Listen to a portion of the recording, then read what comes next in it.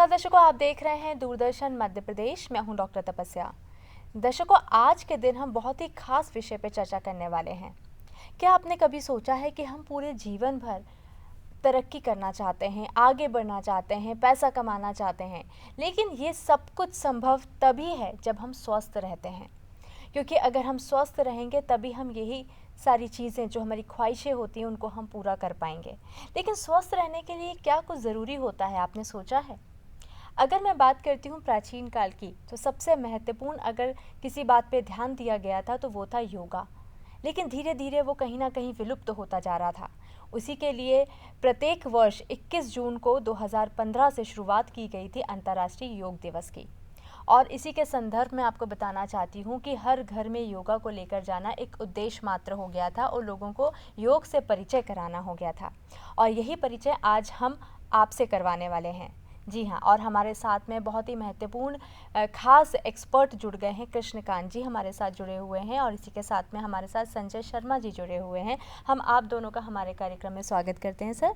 और इसी के साथ में कृष्णकांत जी, शुरुआत में आपसे करना चाहती हूँ, क्योंकि आज हम योगा के महत्व के बारे में तो बात करेंगे, लेकिन उसमें सबसे खास बात कृष्णकांत जी ये है कि अगर हम बढ़ती हुई उम्र की बात करते हैं तो उसमें योगा का क्या महत्व होता है, ये हम जानना चाहते हैं। तो यही मेरा प्रश्न आपसे भी रहेगा। बहुत ही अच्छा प्रश्न है। बढ़ती उम्र में ख़ास तौर से हम लोग रिटायर हो जाते हैं तो हमारी दैनिक गतिविधियाँ, शारीरिक क्रियाकलाप सब बंद हो जाते हैं। तो ऐसे समय में तो योगा हमारे लिए और भी ज़्यादा ज़रूरी हो जाता है। तो सर्वप्रथम हमारे शरीर में जो फेफड़े होते हैं इसमें 17 करोड़ 30 लाख छोटे छोटे सेल्स होते हैं। यदि हम कुछ एक्टिविटीज़ नहीं करते हैं, योग नहीं करते हैं, तो केवल हमारे 25% फेफड़े ही काम करते हैं, जिससे कि ऑक्सीजन शरीर में कम आएगी, प्राणवायु कम आएगी, तो हमारे शरीर जो शिथिल होता जाएगा धीरे धीरे और हम विभिन्न बीमारियों के शिकार होते जाएंगे। तो इसलिए योगा बहुत ही महत्वपूर्ण और सीखने की कोई उम्र नहीं होती है। ठीक, हम पहले नहीं किए हैं लेकिन कभी भी सीख सकते हैं और योगा इतने कठिन भी नहीं होते हैं। इसमें प्राणायाम होते हैं, योगा होते हैं, और जितना हम योगा करेंगे उतना हमारे शरीर में ऑक्सीजन आएगी, उतना हम बीमारियों से दूर रहेंगे। और जब हमारा शरीर स्वस्थ होगा तभी हम जीवन के लाभ ले पाएंगे। नहीं, हमारे पास करोड़ों रुपए हैं लेकिन सब व्यर्थ है, किसी काम का नहीं है। तो इसलिए योगा बहुत ही महत्वपूर्ण है, सबको करना चाहिए। धन्यवाद। बिल्कुल।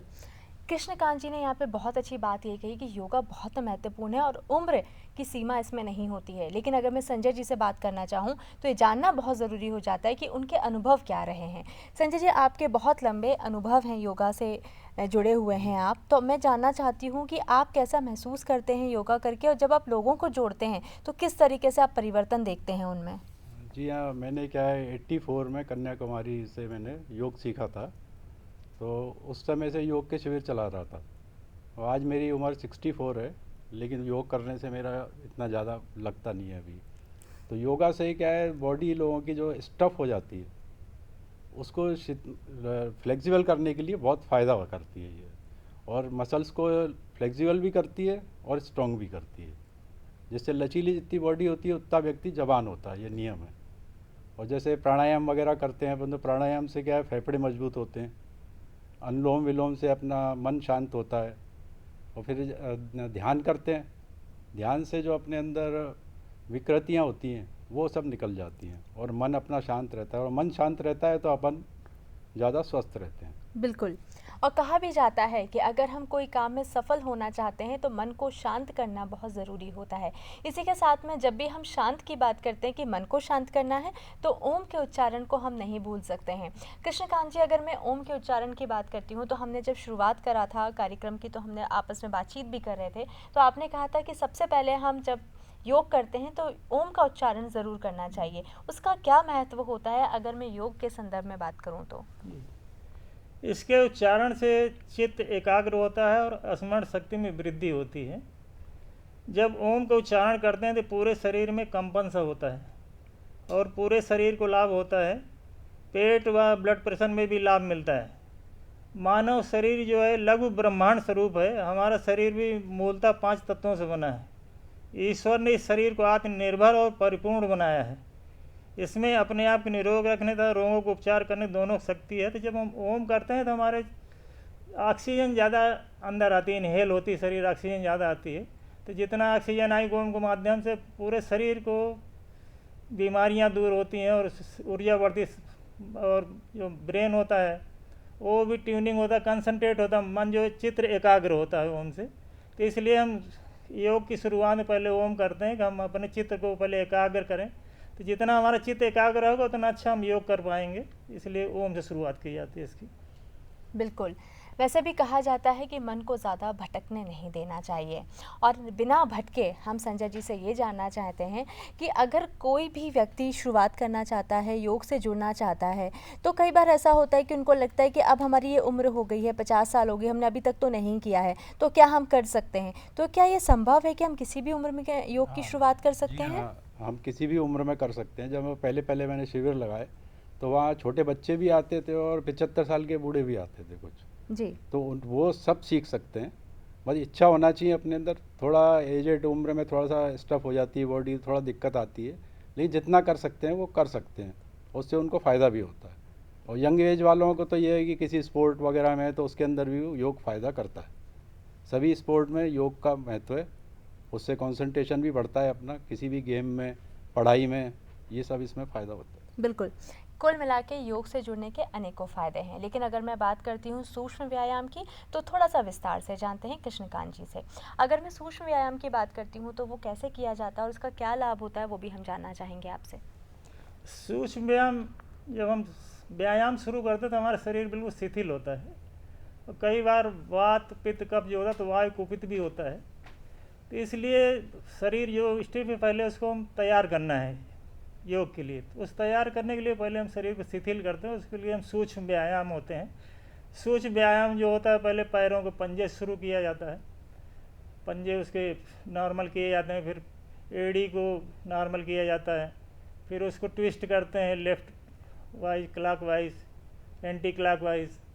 उसके बाद फिर हाथों को शिथिल करते हैं, गर्दन को शरीर शिथिल करते हैं। इस तरह पूरे शरीर को शिथिल करने तैयार करने, जैसे हम कोई खाना बनाते हैं तो खाने बनाने के पहले हम तैयारी करते हैं पूरा हर चीज़ की, तो तैयारी के उपरांत ही भोजन बनता है। तो ये हमारा जो सूक्ष्म व्यायाम है, एक स्टफ जैसा पूरा रॉ मटेरियल है, उसको हम उसे तैयारी करते हैं। उसके बाद फिर योगा के लिए तैयार होता है शरीर, और हम योगा करते हैं, आगे बढ़ते हैं। तो यहाँ पर हमने ओम का महत्व तो जान लिया, लेकिन ओम का सही तरीके से उच्चारण कैसे किया जाता है, आइए नज़र डालते हैं।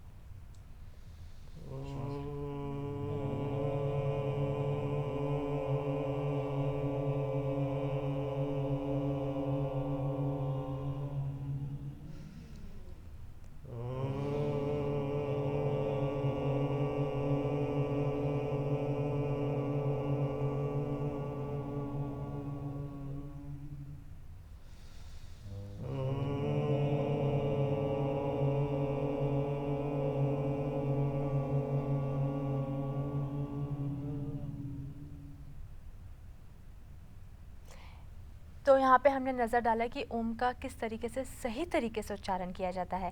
लेकिन अगर मैं बात करती हूँ सूक्ष्म व्यायाम की, तो कृष्णकांत जी से जानते हैं कि किस तरीके से किया जाता है, उसका महत्व क्या होता है। कृष्णकांत जी, अगर मैं सूक्ष्म व्यायाम की बात करती हूँ तो किस तरीके से किया जाएगा और उसके महत्व क्या होते हैं, वो भी हम संक्षेप में जानना चाहेंगे। सूक्ष्म व्यायाम योगा शुरू करने से पहले, योगासन शुरू करने से पहले हम सूक्ष्म व्यायाम करते हैं। तो पहले इसको लेट जाते हैं चित्त, उसके बाद इसको पैर के पंजों से हम शुरू करेंगे। पैर के पंजों को ऊपर नीचे करेंगे, 3 बार करेंगे डिमॉन्स्ट्रेशन के लिए। उसके बाद फिर हम पूरे पैर को शिथिल करेंगे, एड़ी के सहित एड़ियों को शिथिल करेंगे। उसके बाद पैर को हम क्लॉक वाइज और एंटी क्लॉक वाइज घुमाएंगे। इसके बाद फिर हाथों पे आ जाएंगे हम, हाथ को करेंगे शिथिल, हाथों को शिथिल करना है, पंजों को शिथिल करेंगे, पंजों को ऊपर नीचे करेंगे, फिर उसको क्लॉक वाइज और एंटी क्लॉक वाइज उसको रोटेट करना है। उसके बाद ग्रिप रोटेशन करना है किसी तरह, क्लॉक वाइज और एंटी क्लॉक वाइज। उसके बाद हाथों को फिर मुट्ठी बांधते हुए हम कंधे से लगाएंगे 3 बार। इसके बाद फिर हम लेफ़्ट राइट में लेफ़्ट फैला के हाथों को 3 बार उसको भी करेंगे मुट्ठी बांधते हुए। उसके बाद भी शोल्डर रोटेशन करना है क्लॉकवाइज और एंटी क्लॉकवाइज, 3 बार उसको भी करेंगे। इसको करने के बाद फिर हम गर्दन की एक्सरसाइज पे आ जाएंगे। गर्दन को हम लेफ़्ट और राइट 3 बार करेंगे, 3 बार लेफ़्ट और 3 बार राइट। इसके पश्चात फिर हम शोल्डर को टच करेंगे 3 बार, लेफ़्ट और राइट शोल्डर टच करेंगे।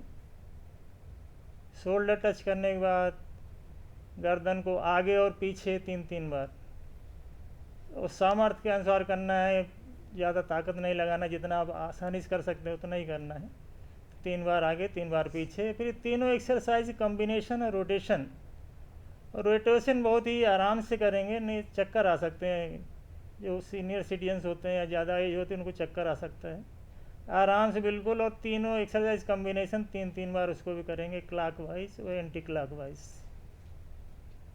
इसके पश्चात फिर हम हाथों सपोर्ट लेते हुए उसको पुश करना है, सिर पे हाथ रख कर उसको पुश करेंगे। इससे हमारे गर्दन में ताकत आती है कि जो सर्वाइकल बीमारी होती है वो सर्वाइकल बीमारी नहीं होगी। उसको हम पुश करेंगे लेफ़्ट राइट 3 बार। उसके बाद फिर आगे पीछे पुश करेंगे उसको। ये हो गया सूक्ष्म व्यायाम, ये हमारा शरीर तैयार हो गया बिल्कुल योगा के बिल्कुल। लिए। हाँ जी, हाँ जी। इसी के साथ में मैं संजय जी आपसे जानना चाहूँगी कि मंडूक आसन जो होता है वो बहुत ही खास उसके फ़ायदे होते हैं। क्या फ़ायदे होते हैं आप उसको बताएंगे, और किस तरीके से किया जाता है वो भी हम आपसे जानना चाहते हैं। मंडूक आसन में एक पहले क्या वज्रासन में बैठा जाता है, उसके बाद ये मुष्टि को अपने यहाँ लगा के, उसके बाद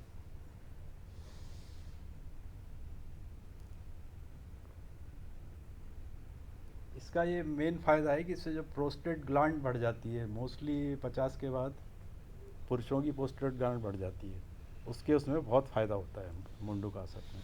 और पेट की भी कई समस्याएं इससे दूर होती हैं। और चूँकि वज्रासन लगाते हैं तो वज्रासन खुद ही अपने आप में वज्र बोला जाता है, तो इसमें वज्र समान इससे देह होती है। तो ये सब फ़ायदे इससे मंडूक आसन से मिल सकते हैं। बिल्कुल। तो अब हम यहाँ पे नज़र डालते हैं कपालभाति पे। तो किस तरीके से कपालभाति किया जाता है, उसके क्या फ़ायदे होते हैं और कब नहीं किया जाता है, ये जानना भी बहुत ज़रूरी होता है। तो कृष्णकांत जी, सबसे पहले तो कपालभाति करते कैसे हैं और कब नहीं करना चाहिए, किसको नहीं करना चाहिए, ये भी बहुत महत्वपूर्ण है। कपालभाति में हम सुखासन में भी बैठ सकते हैं, पद्मासन में भी बैठ सकते हैं।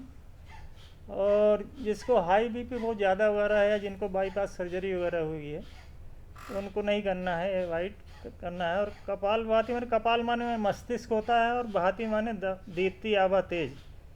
इसमें केवल रेचक अर्थात श्वास की शक्ति पूर्वक बाहर छोड़ते हैं, अंदर लेने पर उस पर ताकत नहीं लगाना, आप उसको छोड़ना है, अपने आप सांस अंदर आती है। और इससे पेट में आकुंचन और प्रसारण होता है।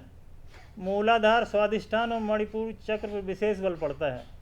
और इसके लाभ ये हैं कि मस्तिष्क मुखमंडल पर ओज, तेज, सौंदर्य बढ़ता है। कफ, दमा, श्वास, एलर्जी, साइनस में भी काफ़ी लाभ मिलता है इसमें। हार्ट, लंग्स, ब्रेन डिजीजेस आराम मिलता है, ठीक होती हैं। मोटापा, प्रोस्टेट, गैस, कब्ज, एसिडिटी, डायबिटीज़ के लिए फ़ायदा है। नकारात्मक विचार नष्ट होते हैं, सभी चक्रों का शोधन होता है। और इसके करने से ऑक्सीजन पूरा शरीर में खेल है। जितनी शरीर में आपका ऑक्सीजन होगी उतना आप ऊर्जावान होगे, उतनी शक्ति होगी, उतना आप बीमारियों से दूर रहेंगे। तो बहुत ही अच्छा है इसको। बिल्कुल, कपालभाति के तो अनेकों फ़ायदे यहाँ पे नज़र आ रहे हैं। अगर मैं अनुलोम विलोम की बात करती हूँ तो वो कैसे किया जाता है और उसके फ़ायदे क्या होते हैं। अनुलोम विलोम जो होता है, चंद्र नाड़ी होती है लेफ्ट साइड में, और राइट साइड में सूर्य नाड़ी होती है। सरदम चंद्र नाड़ी शुरू करते हैं इसको। तो बाईं नासिका से पहले सांस को खींचेंगे, उसके बाद फिर दाहिनी नासिका से निकालेंगे, और दाहिनी नासिका से फिर खींचेंगे, बाईं नासिका से निकालेंगे। और इससे लाभ ये हैं कि इससे फेफड़े मजबूत होते हैं, सर्दी जुकाम दमा ठीक होता है, हृदय मजबूत होता है। गठिया के लिए भी काफ़ी लाभकारी होता है, आजकल गठिया भी काफ़ी लोगों में हो रहा है, तो उसके लिए भी लाभ। मांसपेशियाँ हमारी मजबूत होती हैं। पाचन तंत्र के लिए भी लाभदायक है, शुद्ध ऑक्सीजन पूरे शरीर में बढ़ती है। और सबसे बड़ी बात है, इसमें दोनों एनर्जी बैलेंस होती है। हमारे शरीर में धनात्मक ऋणात्मक ऊर्जा जो होती है वो दोनों संतुलित होती हैं, क्योंकि बार इधर खींचते हैं तो इधर निकालते, इधर खींचते इधर निकालते हैं, दोनों संतुलन बनता है। बिल्कुल। इसी के साथ में अगर मैं भ्रामरी की बात करती हूँ संजय जी, तो क्या ख़ास तरीके से भ्रामरी को किया जाता है? मैं आपसे जानना चाहूँगी।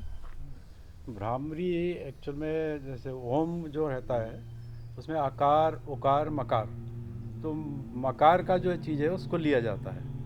और भ्रामरी से क्या होता है कि आपका माइंड जो है ना वो काफ़ी शांत होता है। भ्रामरी अगर अपन लगातार प्रैक्टिस करते रहें तो माइंड आपका शांत होता है। जी, बहुत अच्छी बात है। अगर हम बात करते हैं माइंड को शांत करने के लिए, तो भ्रामरी का बहुत ज़्यादा यहाँ पे फ़ायदा नज़र आता है। इसी के साथ में मैं नज़र डालती हूँ तितली आसन पे कृष्णकांत जी, कि तितली आसन की अगर मैं बात करती हूँ तो किस तरीके से किया जाता है, ये बताइए? तितली आसन पे आराम जैसे दोनों पैरों को जोड़ते हैं, उसके बाद हाथ से पकड़ लेते हैं। जो तितली पंख फड़फड़ाती है उस तरह से हम पैरों को हिलाते हैं, फड़फड़ाते हैं, और इसको आराम से करेंगे।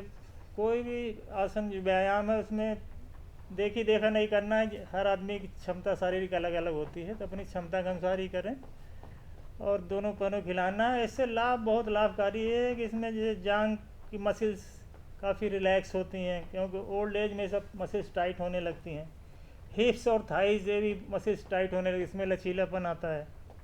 प्रोस्टेट के लिए तो रामबाण चीज़ है। प्रोस्टेट तो एक कॉमन डिजीज़ है और जिसको बहुत दिक्कत होती है, तो प्रोस्टेट के लिए रामबाण चीज़ है। जिनको प्रोस्टेट हुआ वो ज़रूर करें इसको, कम से कम 5 मिनट डेली। रिप्रोडक्टिव सिस्टम और डाइजेस्टिव सिस्टम के अंगों को उत्तेजित करता है। और कई लोग जो लोअर बैक पेन होती है रेगुलर, तो वो करें, उनके लिए बहुत ही लाभकारी है। और प्रिकॉशन इससे जिनको घुटने वगैरह में बहुत ज़्यादा चोट लगी उनको नहीं करना है, और साइटिका पेन किसी को अगर बहुत ज़्यादा तो उसको नहीं करना है। अदरवाइज सभी लोग कर सकते हैं, बहुत ही अच्छा है। बिल्कुल, योगा के तो बहुत सारे महत्व होते हैं, और मैं बोलूँगी कि महत्व ही होते हैं, लेकिन अगर मैं बात करती हूँ प्रिकॉशंस रखने की, तो जो भी आपके योगा इंस्ट्रक्टर होते हैं उनकी बात को हमें ध्यान में रखना चाहिए। जैसे कि तितली आसन में कहा जा रहा है कि हमें विशेषकर अगर sciatica का पेन है तो हमको नहीं करना चाहिए। इसी के साथ मैं चक्की आसन के बारे में भी विस्तार से जानना चाहती हूँ कृष्णकांत जी से। जी, चक्की आसन भी बहुत दुर्भाग्यपूर्ण कहेंगे, जो क्योंकि हम साइंस में बहुत ज़्यादा उन्नत कर लिए तो हम दुर्भाग्यपूर्ण भी हो गए। नहीं, हम लोग जिस एज में इराम पैदा हुए थे, घर की महिलाएं उठती थी 4 बजे रात से चक्की चलाती थी और इतनी फिट रहती थी, स्मार्ट रहती थी। आज वो सब खत्म हो गया। आज आ गया, हम गेहूँ पिसवा लाते हैं, कुछ नहीं, तो वो वही आसन आसन आज कल ले आ गया, वो चक्की जैसा आसन करें आप। तो चक्की आसन चक्की जैसे ही करते हैं, पैरों को दोनों फैला लेते हैं, दोनों को स्ट्रेच कर लेते हैं और चक्की जैसा उसको क्लॉकवाइज और एंटी क्लॉकवाइज चलाते हैं। और इसमें फ़ायदे हैं कि इसकी पेट की चर्बी बहुत बहुत जल्दी कम होती है इसमें। दूसरे, कमर और पीठ का दर्द किसी को रहता है तो उसके लिए बहुत ही लाभदायक है। और पीरियड पेन में भी इसमें काफ़ी रिलीफ मिलती है। प्रिकॉशन इसमें जो स्लिप डिस्क वाले मरीज़ हैं उनको नहीं करना, स्लिप डिस्क वाले, तो बहुत ही अच्छी एक्सरसाइज है इसको। तो आइए अब हम थोड़ा सा और जानते हैं भुजंग आसन को। भुजंग आसन के क्या फ़ायदे होते हैं, कैसे किया जाता है संजय जी, हम जानना चाहेंगे आपसे। भुजंग आसन जैसे कि इसके नाम में विदित है, भुजंग मतलब सर्प को बोलते हैं। सर्प जब खड़ा होता है उसका उसी तरह से इस आसन को किया जाता है। तो इसको करने से क्या होता है, इसके पेट के जो आपके फ़ायदे हैं वो तो होते ही हैं, बीच में आपके बैक व स्लिप डिस्क जिनको है, बैक पेन है, वो भी ठीक होता है। और चूँकि हाथ के बल पर उठते हैं तो हाथ जो है ना स्ट्रॉन्ग होते हैं और चेस्ट भी आपका मजबूत होता है। तो ये सब इसके फ़ायदे होते हैं। इसको 2-4 बार किया जाए तो अच्छा है। भुजंग आसन के आपने बहुत फ़ायदे बताए, लेकिन कब नहीं करना चाहिए ये भी बताइए। जी हाँ, भुजंगासन जिन लोगों को हार्निया की प्रॉब्लम है उनको नहीं करना चाहिए। उससे क्या स्ट्रेस पड़ता है तो उनको और ज़्यादा दिक्कत होती है। भुजंगासन बेसिकली उनके लिए है जिनको बैक में पेन होता है, क्योंकि अपनी जितनी भी वे क्रियाएं होती है फॉरवर्ड बेंडिंग की होती हैं, तो बैकवर्ड बेंडिंग नहीं हो पाती। इससे बैकवर्ड बेंडिंग होती है तो स्लिप डिस्क वालों को ही फ़ायदा होता है, और बाकी पैर खींचते हैं तो पैर का भी फ़ायदा होता है। जी, बिल्कुल। इसी के साथ में ताड़ासन पे नज़र डालते हैं, क्योंकि बहुत बारी देखा गया है कि लोग ताड़ासन को बहुत ज़्यादा अपनाते हैं, लेकिन उसके फ़ायदे क्या होते हैं, क्या वो जानते हैं? आइए हम जानते हैं इस बात को। ताड़ासन, जैसे इसका नाम ही ताड़ासन है, कई बच्चों की ग्रोथ रुक जाती है, उनकी हाइट नहीं बढ़ती है, तो वो भी कर सकते हैं ताड़ासन। और ताड़ासन में हम हाथों को पूरा ऊपर खींच के रखते हैं और फिर पंजों के बल उठते हैं और हाथों को ऊपर ही रखते हैं, पंजों को फिर नीचे लेना और ज़मीन में टच नहीं होना चाहिए। ज़मीन में टच होने से पहले ही उसको फिर ऊपर ले जाना है। तो इस तरह करने से हाइट बढ़ती है और जब एज बढ़ती है सीनियर सिटीजन्स की तो हाइट भी कम होती है। आप कभी मार्क करिएगा, अगर जो लोग एक्सरसाइज वगैरह कुछ नहीं करते या तो बेंड होते जाएंगे, कमर झुकती जाएगी, या तो उनकी हाइट भी कम होती है क्योंकि डिस्क दबती जाते हैं। फिर तो आप ताड़ासन करें तो डिस्क जो दबेगी नहीं, आपकी हाइट मेंटेन रहेगी। और आपको कई बार प्रोलैप्स डिस्क हो जाता है इसलिए क्योंकि एक्सरसाइज हम नहीं करते हैं। तो ये सब करेंगे तो आप स्लिप डिस्क की बीमारी भी आपको नहीं होगी। और इसके अलावा पार्किंसन डिजीज में बहुत ही लाभदायक है। पार्किंसन डिजीज भी आजकल बहुत कॉमन चीज़ें हैं, हमारे लोग साथी ये करते हैं, उनको काफ़ी लाभ मिला, ठीक हो गए हैं। ब्लड सर्कुलेशन इससे काफ़ी लाभदायक अच्छा हो जाता है। ब्लड सर्कुलेशन साइटिका पेन के लिए बहुत ही अच्छा चीज़ है। साइटिका पेन में भी हमारी जो डिस्क होती हैं वो बल्ज हो जाती हैं, वो दब जाती है, बहुत तकलीफ कष्टदायक होता है, उसमें आप चल नहीं पाते हैं। साइटिका पेन के लिए भी बहुत अच्छा है ताड़ासन। फिर पीठ, कूल्हे और पैर इससे मजबूत होते हैं, तो बहुत ही अच्छा आसन, इसको करते रहना चाहिए सभी बिल्कुल। को। ताड़ासन के यानी कि कई फायदे हैं और इसी के साथ में जो बच्चों की ग्रोथ नहीं हो रही उनके लिए भी और विशेषकर हो सकता है। इसमें प्रिकॉशन है। जी, और अगर मैं कोण आसन की बात करती हूँ तो वो भी मैं आपसे जानना चाहूँगी कि किस तरीके से उसको करा जा सकता है और क्या ऐसी स्थितियाँ हैं जिनमें नहीं करना चाहिए? जी, कोण आसन में ऐसा किसी को वर्जित नहीं है, लेकिन मान लो किसी की स्लिप डिस्क वगैरह हुआ है, स्लिप डिस्क हार्निया वाले के अवॉइड करना चाहिए, उसको तकलीफ हो सकती है। और कोई भी आसन जैसे करते हैं, मान लो एक तो देखिए देखा हम कई बार लोग जोश में ज़्यादा तेज करने लगे, वो भी नहीं करना चाहिए। हर आदमी की कैपेसिटी अलग अलग होती है, तो अपनी शारीरिक क्षमता के अनुसार ही करना चाहिए कोई भी एक्सरसाइज हो। तो कोण आसन में जो है हम एक तरफ पहले झुकते हैं और पैरों को 90 डिग्री मोड़ते हैं, जिस तरह झुकना है इधर झुकेंगे, दूसरी तरफ हाथ को पूरा ऊपर उठाएंगे, उसको देखेंगे, इसी का अपोजिट एक्शन फिर दोबारा करते हैं, उसको दूसरे पैर सीधा कर लेंगे, उसको 90 डिग्री फोल्ड करेंगे और कोण जैसे पूरा बनाएंगे। दूसरा हाथ जो आसमान के ऊपर होगा उसको हम देखेंगे। तो इससे लाभ ये होता है कि शरीर की मांसपेशियाँ मजबूत और चुस्त बनती हैं, कफ दूर होता है, छाती दर्द, पेट दर्द दूर होता है, इसमें भी लंबाई बढ़ती है। साइटिका पेशेंट के लिए भी बहुत अच्छी एक्सरसाइज है। और मूत्र रोग जो होते हैं, बवासीर, इसके भी बहुत लाभदायक है। तो कोण आसन बिल्कुल। उनके लिए। तो दर्शकों, हमने कई सारे योग अभ्यास पर नज़र डाले, उनके फ़ायदे जाने और कैसे किया जाता है ये भी देखा। लेकिन क्या आप जानते हैं कि उन अनुभव को भी हम आपके साथ साझा करना चाहिए जिन्होंने अभी तक योग को अपनाया है और कई सारे फ़ायदे उसके लिए हैं। तो आइए हम नज़र डालते हैं उन अनुभव पर। हमें आयु के साथ भी कई भ्रांतियां ऐसी होती हैं कि अवस्था बीत जाने के बाद में इसको नहीं करना चाहिए, या बच्चे हैं उनको जिम जाना चाहिए, इधर नहीं जाना चाहिए। ऐसा नहीं है, ये चूँकि फ्लेक्सिबिलिटी का आसन, फ्लेक्सिबिलिटी का अभ्यास है।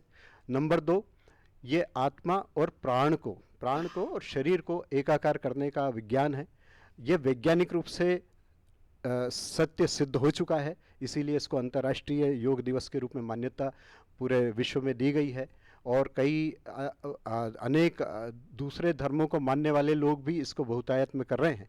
इसलिए ये सारी भ्रांतियाँ निर्मूल हैं, इनको भूल जाना चाहिए और बिल्कुल स्वाभाविक रूप से इस योग को अपनाना चाहिए। यही मेरा निवेदन है। तो दर्शकों, हमारे साथ अशोक मालवीय जी जुड़ गए हैं और हम उनसे जानते हैं कि योग के कितने फ़ायदे होते हैं। हालांकि योग के बहुत फ़ायदे हम अभी तक यही देखते आए हैं, लेकिन उनके अनुभव के अनुसार अगर मैं योग के फ़ायदों के बारे में जानना चाहूँ तो उनकी ही ज़ुबानी जानते हैं।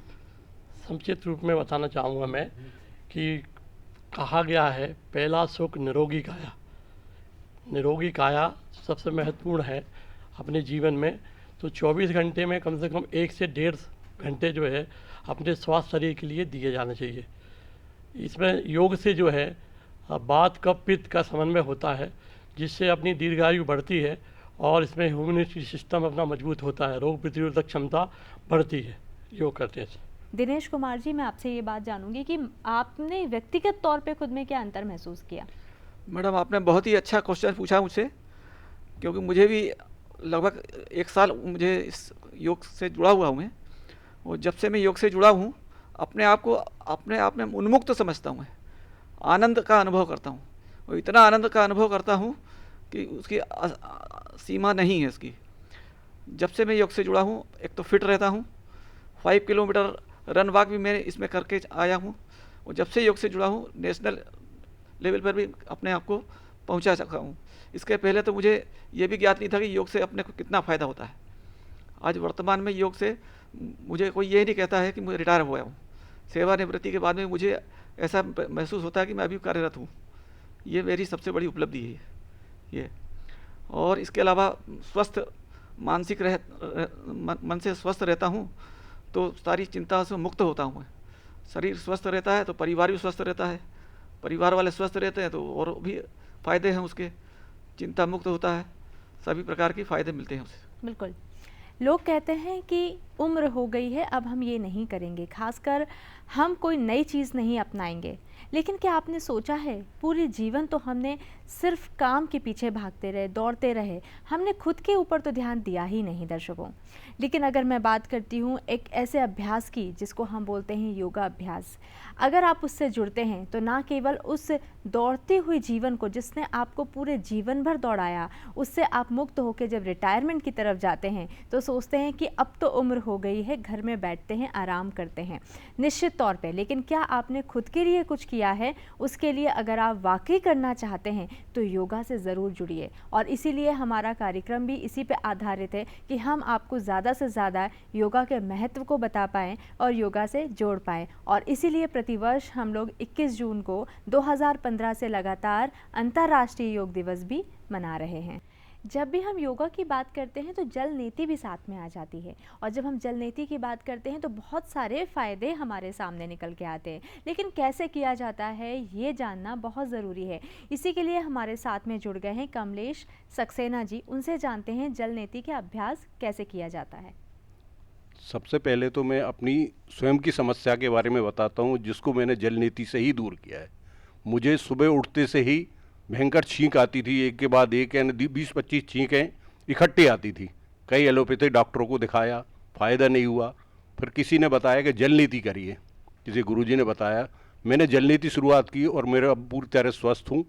और जल नीति के तरीके के बारे में मैं बताना चाहूँगा कि सबसे पहले ये जल नीति पाठ होता है। इसमें गुनगुना नमक का हल्का सा नमक डाल के पानी लिया जाता है।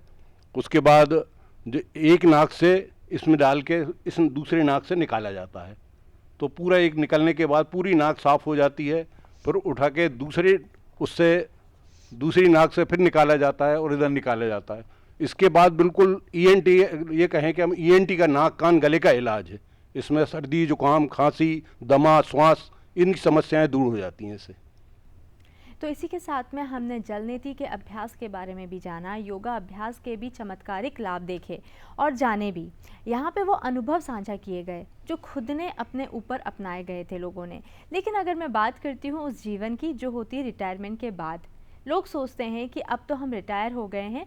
लेकिन अगर मैं बात करती हूँ सही जीवन को आगे बढ़ाने की, तो मैं बोलूँगी रिटायरमेंट के बाद ही सही होता है, क्योंकि वही एक वक्त होता है जब हम खुद अपने आप को समय देना शुरुआत कर देते हैं। क्योंकि पूरे जीवन तो हम दौड़ भाग करते हैं आगे बढ़ने के लिए, परिवार को आगे बढ़ाने के लिए, लेकिन जब खुद को वक्त देने की बात आती है तो हम बोलते हैं अब तो उम्र हो गई है।